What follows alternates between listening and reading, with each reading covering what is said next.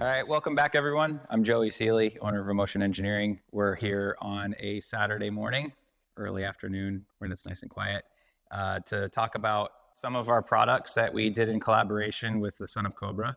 That's the center radiator conversion inspired by the GT3R, as well as the wing mirrors, also inspired by the GT3R race car. It was a fun project to, bring race car parts to street cars. They both look awesome, but they do serve a purpose, which for us is always important. We're not just making cars pretty. They have to have a function, whether it's for off-road or for track or street. This car we just finished up. It's headed to SEMA show soon, but this also doubles as a track car that will compete in time attack. So let's take a look. The wing mirrors, which most people don't know, are really fun because what they do is, if you see the angle of the arm here is actually pointed down, which usually wings don't do that, but it's not for downforce. This is for collecting the air that's passing over the side of the car and redirecting it down to the air inlets. So in conjunction with the hood conversion, which takes the radiator air and throws it over the roof of the car, which there is no air intake on the deck lid. It's in the quarter panel. Hot air over the top of the car is fine. Cool air redirected to the air inlets. So beautiful, serves a purpose. Similar to what you would see on the 992 GT3RS. Center radiator, not a conversion, but it's actual. This does it slightly different because those are not air inlets. The air inlet is on the deck lid. So what Porsche did is they took this air and they redirected it around the windshield. And what they're trying to do is prevent some of that warm air from spilling back up over the backside of the roof and into the intake. They use these deflectors to keep the hot air on the side of the car and keep this cool air. And actually at speed, what I'm told is that's worth as much as 25 horsepower. On the GT3RS, the 991, similar again, like I said, we're not trying to prevent it from going over this to the sides. We want it going directly over the roof of the car. So what we did is only the original center radiator is inlet is functional. So all the air to be used for cooling comes through here. These are blocked off. So we still have the screen there, which looks really nice, looks OE. So is this center radiator exhaust vent. That is also closed off. So everything is shrouded and closed off. It goes into the frunk, through the radiator, and up over the roof. This car, we actually made these. This was for the side radiators, this inlet here, but we turned them into brake ducts. So this redirects through where the side radiators were and directs it straight to the caliper. You can see on the back side of the radiator, we actually built a screen too, just to be a little more friendly for street use. So if you're washing the car and you get your wash mitt in there, you're not going to hit the radiator, you're going to hit the screen. Same with catching leaves or whatever else. A water bottle falls in there, who knows? It's just not going to hit the radiator. Okay, so here you can see the original plastics are put back in place, but now we've got a little bit better view of the radiator core itself.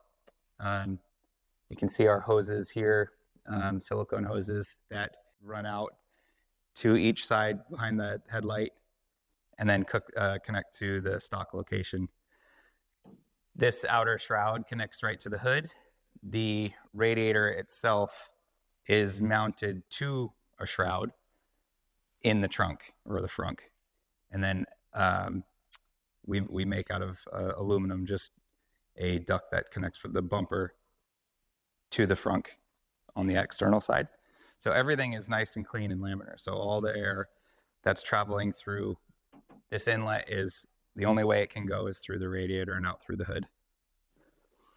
You can see some of the really beautiful carbon work. This one we did a partial paint job on for the customer, but this is all just a beautiful carbon reinforced with honeycomb by the son of Cobra.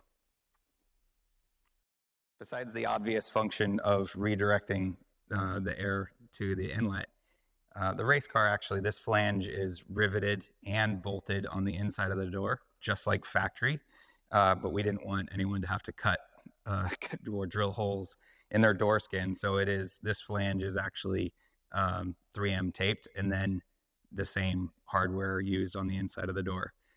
The other neat thing that we did as the conversion is we use the wire harness and the electric motor from the factory mirror. So it functions as a normal mirror would, but also an upgrade. So this is the monstrous radiator that we use for the conversion. We teamed up with CSF radiators and PWR radiators and made these very, very similar to the GT3R. The hood in the conversion is from the 991.2 GT3R, but this is more similar in size to the 991.1 GT3R, just for ease of installation and not having to cut the car up quite as much. But it's a really, really functional, beautiful core. Well, can't see the bottom because we've got it protected, but lightweight and effective. No cooling issues whatsoever. We still run the air conditioning and we still run fans, but we hid the fans instead of like the race car. Well, the race cars don't have fans, but some race cars do, and they're pull style, which is slightly more efficient, but it's a little unsightly. And we had no cooling issues by putting them in the front as pusher style. All right, I referred to the cooling aspect and how it affects the engine performance and all that. But what I didn't mention was the aerodynamic advantage. In layman's terms, the 3 radiator setup is effective, obviously, but the side radiators dump into the fender well, which is adding more positive pressure to existing positive pressure. The spinning wheel creates positive pressure, and you're just feeding even more, which is drag and lift. So by closing those off and preventing some of the additional positive pressure, you're reducing drag and reducing lift. Reducing lift is very similar to adding downforce. So that's the main benefit from blocking off the sides. Redirecting it up through one single center radiator and up over the canopy. I mean, it's pretty obvious. You know, we're a little more efficient with airflow, which anytime you have efficient airflow, it's just reducing drag. It's cleaner, it's more laminar. So much more effective. Also, no air, no turbulent air is traveling down the middle bottom of the car to the rear diffuser. So it still makes you, a lot of times people talk about aerodynamics, but they don't talk about what happens downstream. It's what's happening right here, what's happening right there, but a lot of it is what's happening downstream. So just keeping nice, clean, cool air down the bottom side of the car to the rear diffuser is going to be more efficient even at the back side of the car.